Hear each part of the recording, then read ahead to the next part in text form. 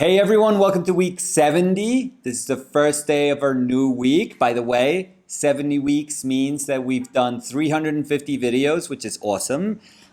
This week's theme is going to be tackle it. What are we going to tackle? Hands. Let's see how we do. Okay, let's get started.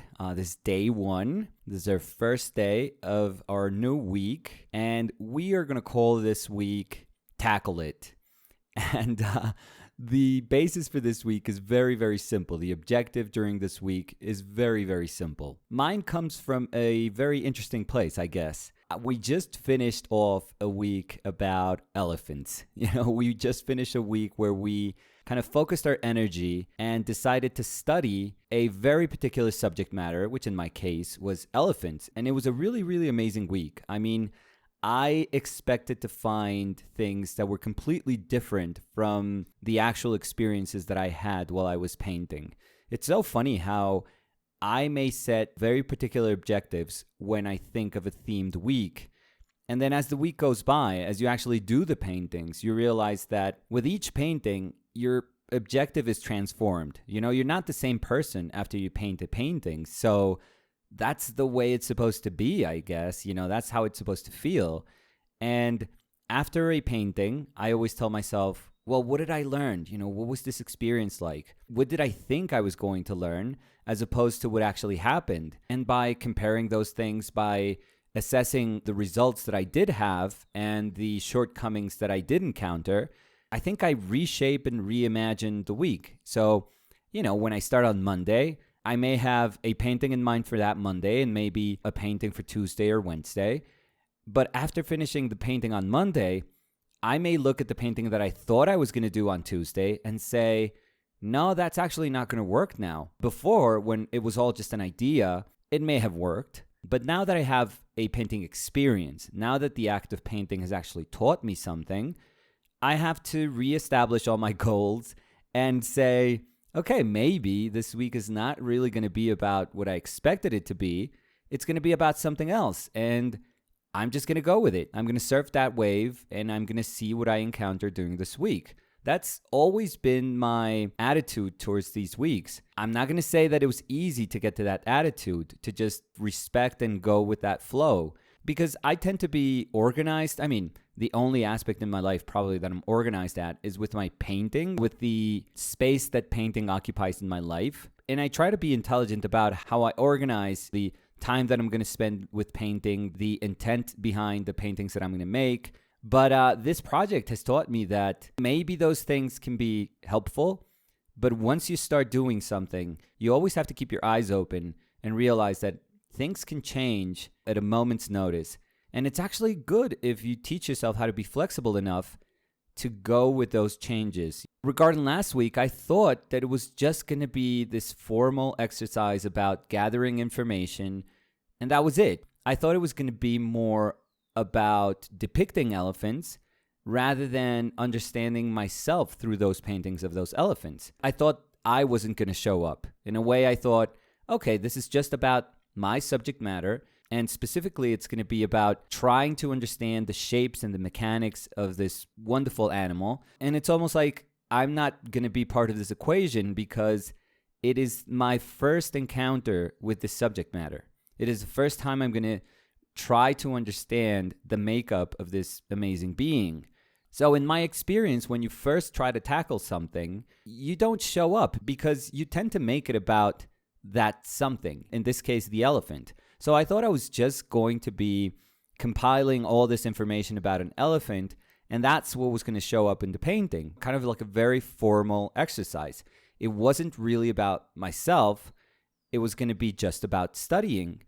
But then at some point I realized, okay, I can start showing up here. My interest in painting, my sensibility, all of those things can start to appear while I do these exercises. And I thought that that was awesome. I thought that that was incredible because it made the exercise, yes, about studying, but also personal. Even though it was a subject matter that apparently has no connection with me, this is an animal that can't be farther from me geographically, there are still ways to close that distance, to make things our own. To realize that I could sense myself doing those paintings was really, really good. And by the way, I don't want to make it sound as if finding yourself in a painting or making a painting about yourself all the time is some sort of egotistic trip, because it's not. It's just about giving yourself the opportunity to learn about yourself. So it's not about imposing yourself onto a painting. It's not about me, me, me, me, me. It's about learning something about yourself, with the hopes of becoming better painter, better human being, far more sensitive, open human being, rather than you just saying, this is my painting, as if you just take ownership of your subject matter, ownership of your painting. So that's kind of what I'm referring to when I say that I showed up. It's not so much about the I, it's more about seizing the opportunity and learning something about ourselves and growing.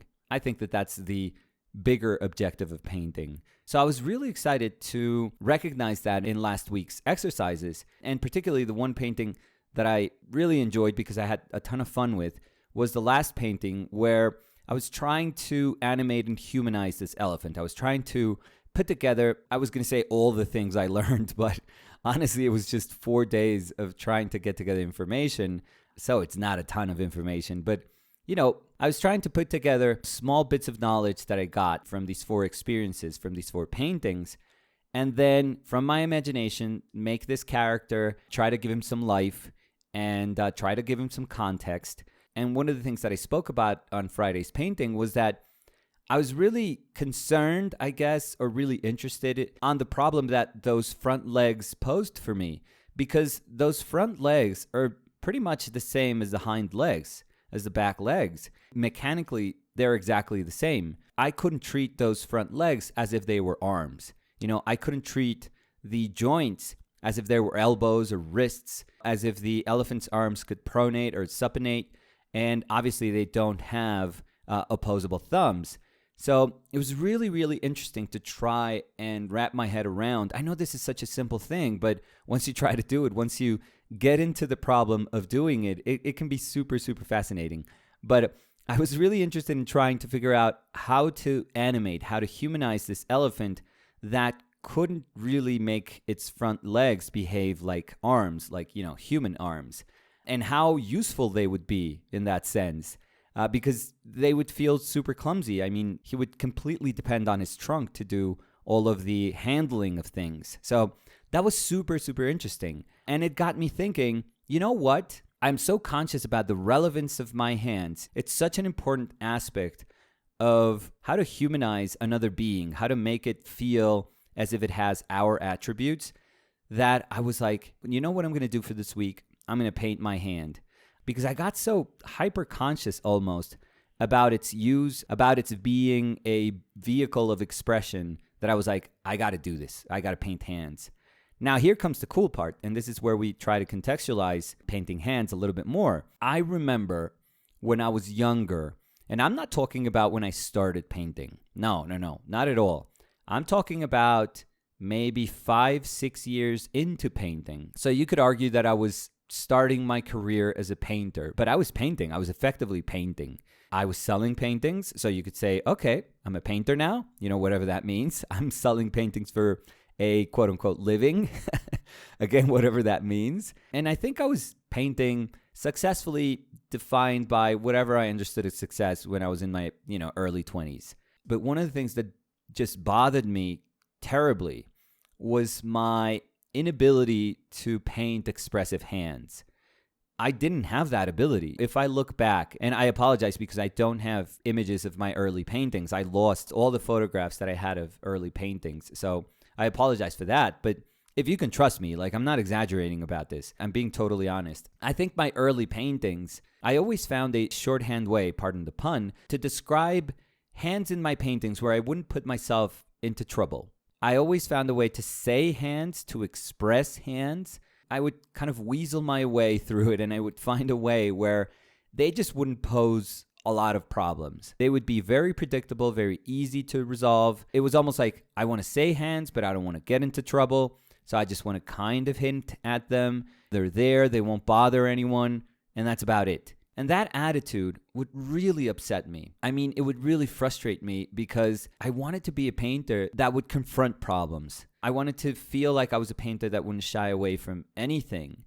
And granted, today, you could say like 15 years after that young painter, I still shy away from stuff.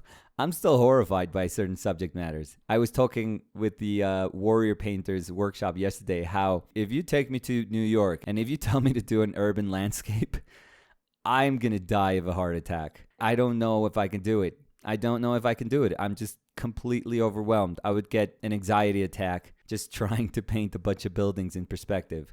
It is something that I'm just not good at. I wouldn't know how to begin to tackle that. And one day I have to do it. I'm being honest here. Like, I don't want to die before I'm capable of tackling this because I have to do it. I just have to do it. All of this to show you that this is not easy. To overcome these things is not an easy thing to do. To not be scared by subject matter because of whatever prejudice we have in our mind or whatever biases we have in our mind or whatever idea of why it's supposed to be more difficult than anything else, which are usually just completely irrational. It's really hard to overcome those things. It's the same as in life, You have all of these irrational fears and it takes a lifetime to overcome them. So for me, initially, it was hands. But what made it especially frustrating for me was the fact that I loved paintings where hands were like super expressive. I just loved those paintings.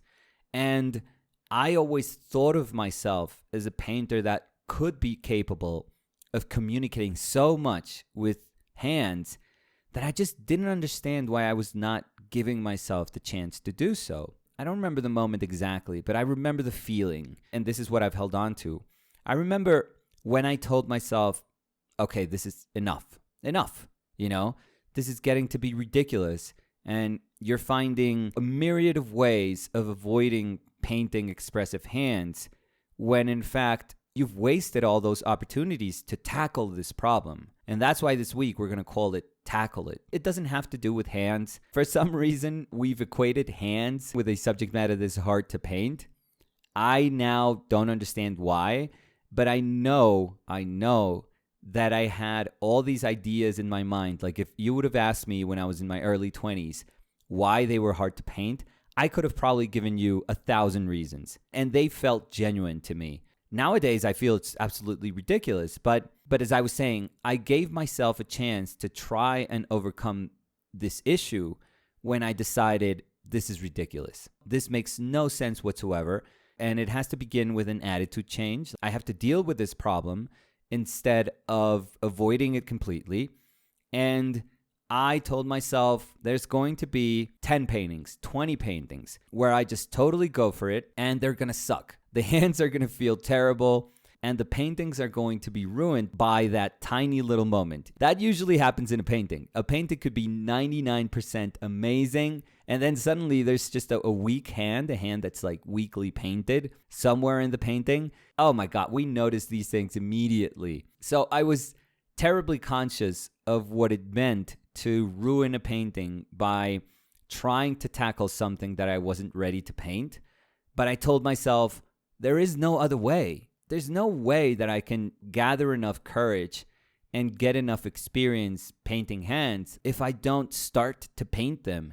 And I didn't want to tell myself, no, just spend 7 months, 8 months painting hands in a sketchbook so that when you decide to make them super expressive in a painting 8 months from now, you're going to completely kick butt. It's going to feel revolutionary in your painting. Like people are going to go like, where did that come from? Oh my God, look at that change. They used to make boring hands and look at them now. Like they're amazing. No, I didn't want that.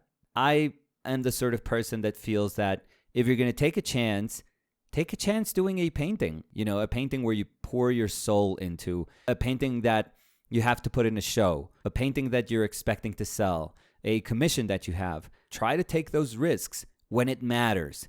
Because if you teach yourself to take risks when it doesn't matter, you're never going to feel like you're truly ready to tackle problems. That fear is always going to have a place. And it's always going to feel like you need the aid of those sort of parallel moments in your painting by sketching or by doing studies so that you can graduate and actually do it in a final painting.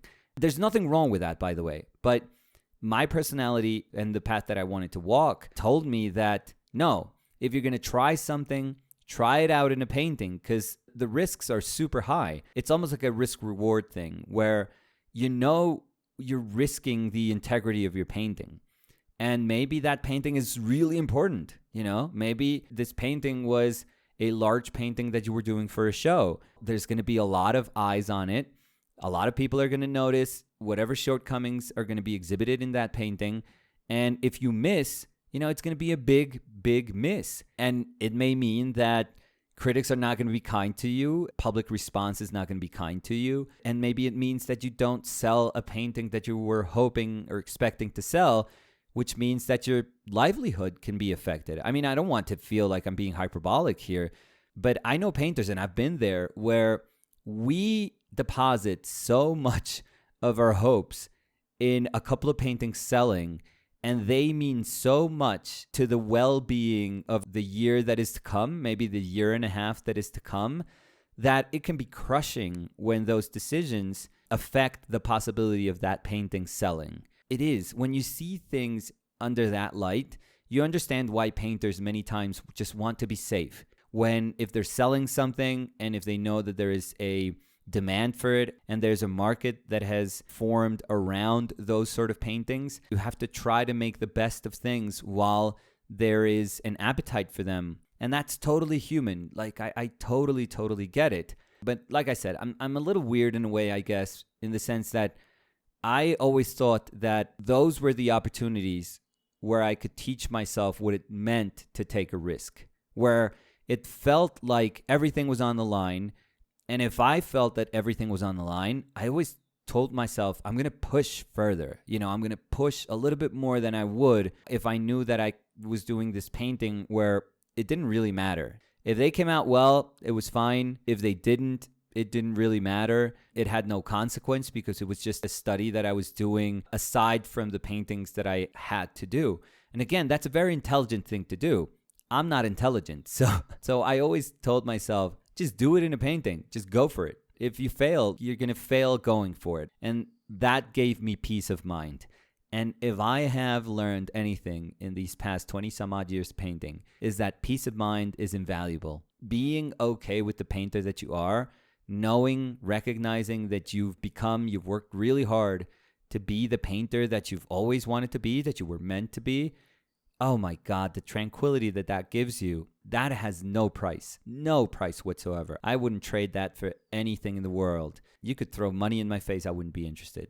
So my big paintings, let's call them that, they were opportunities to say, I'm going to try to do things with hands that I just wasn't really capable of doing before. Now, mind you, this doesn't mean that every single painting was about the hands or that I would try to do these funky, weird expressions with the hands.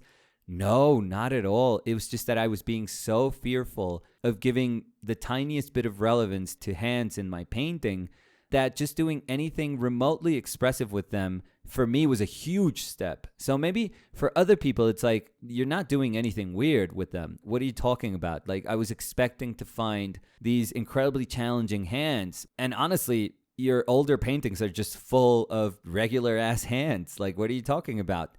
Well, it's all relative. The things that are hard for one painter are totally manageable for another painter. So what I thought were expressive hands, for me, for somebody who was just very casual about painting expressive hands, those hands that I did when I was trying to be bold were probably very boring. But for me, they were the right steps. For me, they were the steps that were helping me. They were aiding me in acquiring confidence. So I think that that's the most important lesson for this week, that we all have that subject matter. We all have that something that we always shy away from doing, that we're going to run the other way when we see that there is a remote possibility of that tiny little bit of subject matter showing up in our paintings. For me, it's still perspective, urban landscapes. I mean, that's the stuff nightmares are made of, so I don't know when I'm going to have enough courage to deal with that. But at some point in my life, it was about hands. And it was about me thinking that even though I thought that that was me as a painter, I thought that I had the capability of dealing with the subject matter, I just didn't do it. I just wasn't giving myself the chance to do it. At some point in my life, I said, enough, you got to start doing it. And it has to mean something when you start doing it. You have to put it all on the line. You have to risk everything, even if it means that you're going to fail miserably at it. And I can say, after years, because this is not going to be easy, this is not going to be a quick fix, but after years, hands are now vehicles of expression for me. And I totally believe that I can sense myself through those hands. I can understand them as being subject matter that can speak about everything that I am as a painter. So looking back, it was tough years, but it makes me very, very happy that I made that decision, and that right now I can say that I still recognize that they're challenging, that hands can be challenging, but I am not at all fearful about them. It had to start somewhere. So this week, tackle it. We're just going to take that subject matter that we've always been worried about. You can totally do it with hands if you want to. It's a cliche, let's face it, because there's nothing really particular about hands, but you can do it with anything that's been giving you a hard time for years now. What better time than now? So just tell yourself this has to stop right now, and I'm going to begin to tackle this problem. That's going to be it for today. I'll see you guys tomorrow. Remember, tomorrow, Spanish Tuesdays. Brush up on your Spanish. Love you guys. Bye.